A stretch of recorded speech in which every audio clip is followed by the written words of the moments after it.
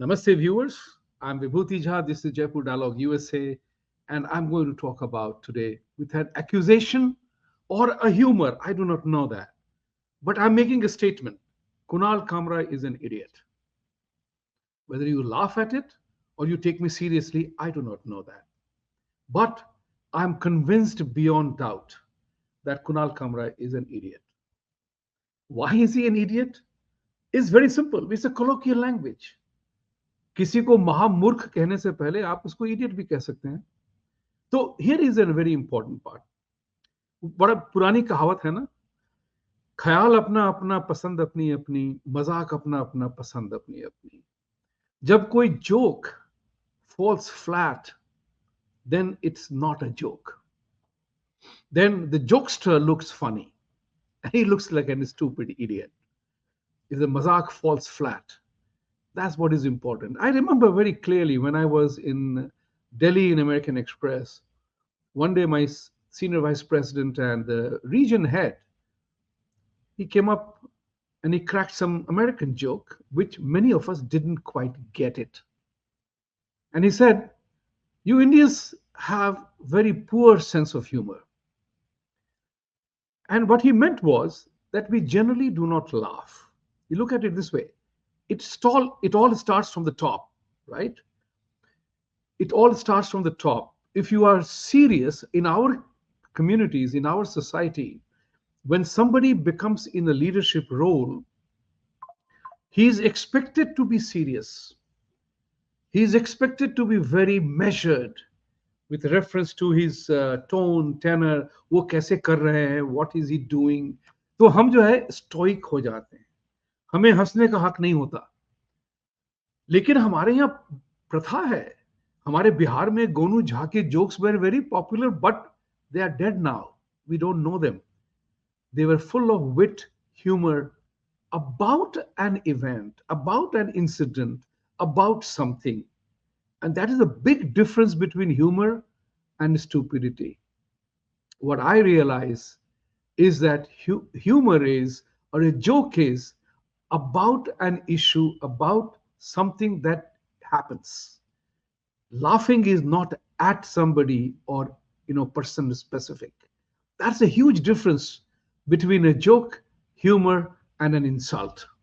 So in Kunal Kamra's case, everybody in this country, in the world today, takes freedom of speech as a given. But remember one thing, freedom is not somebody's ancestral property that it grows in my garden. It is a constitutionally driven human endeavor. In nature, everything is free. God gave us everything for free: water, oxygen, plants, food, everything for free. We are the ones who put a price on it. We are the ones who decided to determine the demand and supply of it. So that is what is important to understand. Freedom is not free. So when you are exercising your freedom, Mr. Kunal Kamra, you have to remember one thing very important. I saw through your program and I realized, and I was watching it, I have never watched any of your shows, because I noticed that some of the Indian humorists, if I may say so, they copy things from America. They try to be funny. They are not actually funny or humorous. That's what is important to understand. Humor is not, something that you crack. Humor is very internal. It's a joke about a situation. So what I want to say is freedom of speech is not about calling a former chief minister who switched parties a gaddar. That's an accusation, Mr. Kamra, the wise man, or I call you an idiot. It's my freedom of speech to call you an idiot, but are you happy about it? Do you think I have a right to call you an idiot? That's all I'm asking.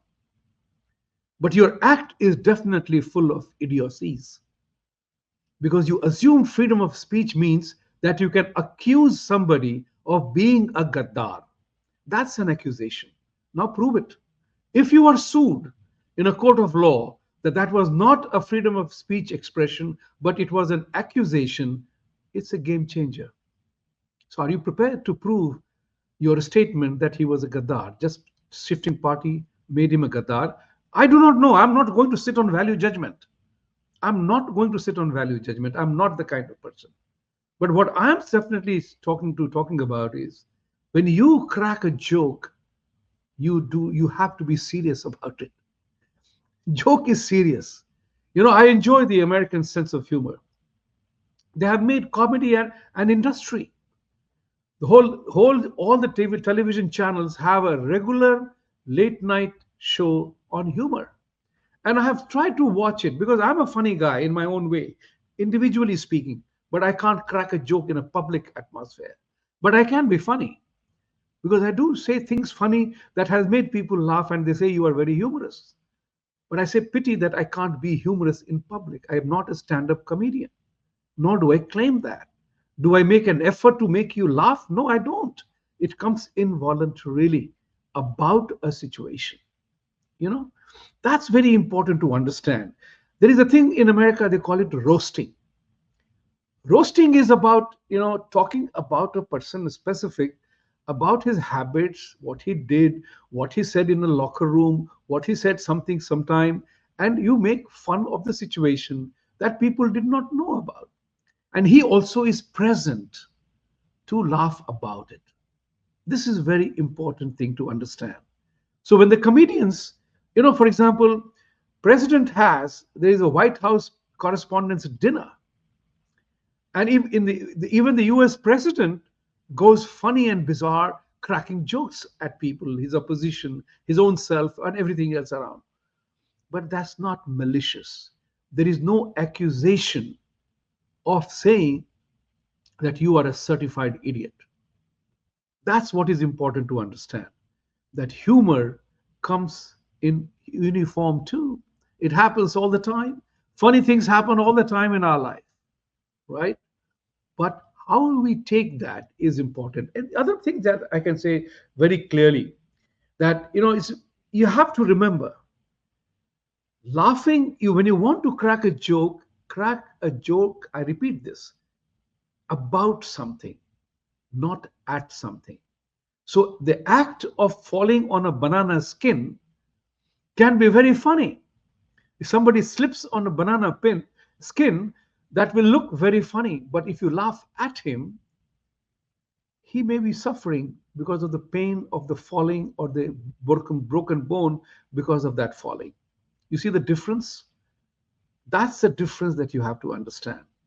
And it happened in the United States that famous comedians were serious actually about their commentary. They pick an issue and make a comment, funny, wild, or otherwise. Bill Maher, my favorite, I like him a lot because he was the one who originally began to talk about politically incorrect, freedom of speech, politically incorrect, calling something, making people laugh about it. You join a person's statement with his mood, and the whole thing looks so laughable. But it is not calling somebody a rapist or a gaddar or a traitor or whatever adjective that comes to your mind. So laughing, humor is a very serious matter. It cannot be taken in a joke. You get the point? It has a very significant messaging element to that. Because messaging means a lot, because a joke gets talked about many times over. So if you called Eknath Shinde, who I do not know, and he hasn't paid me to say this today, you have an important role to defend that accusation of being a Gaddar. That's critical. That is a very serious accusation. That's not humor. That's not freedom of speech, in my opinion. And I may be wrong. But finally, what I want to say here is that, with reference to on a serious matter, what I have found that in America, for example, all the comedians, they become very political.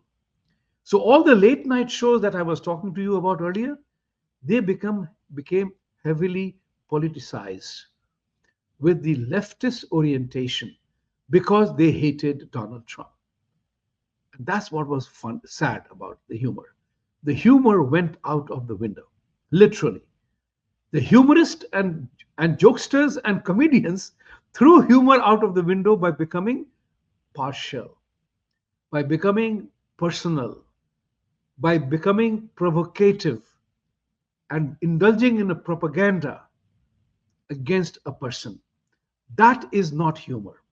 And that's what Bill Maher talked about, that the leftist people, wokist people, in trying to be politically correct, they became overboard. हमें ये नहीं करना है, we should not say that, we should not do this. And Bill Maher lamented about the death of comedy, death of satire, death of humor, because now you can get up, you can upset anybody. That's what is important. In India, we need to build that culture of laughing about something, not laughing at somebody specific. That's what is important for us to know. The freedom of speech is not my ancestral property, or it grows in my backyard. There is a responsibility attached to that. You say similar thing, you say similar thing in a territory that there is you have no freedom to say that, you will be hanging upside down without batting an eyelid.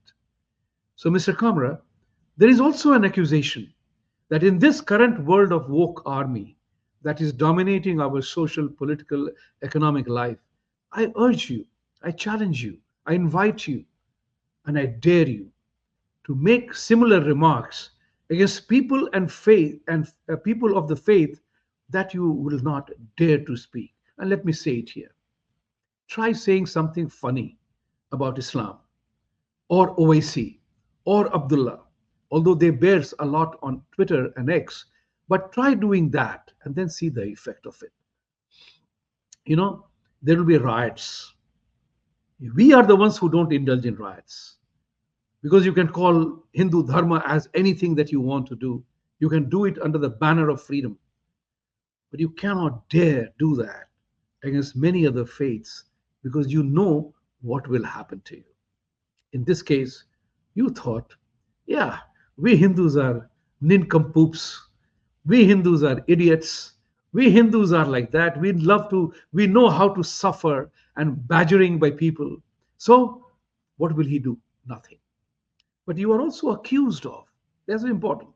I did some little bit of her work. I don't know who you are. I don't care who you are. But the point of the matter is here very simple. The people are also saying, whether they are accusing you or not is a different matter. But they are also saying that you are in the payroll of the left people and there are certain vested interests. Is that true? Will you crack a joke on it? I invite you to do that. Enlighten us with your humor, please. Thank you very much.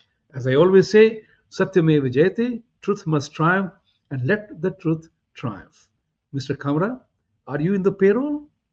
Prove it or just laugh it off. Thank you.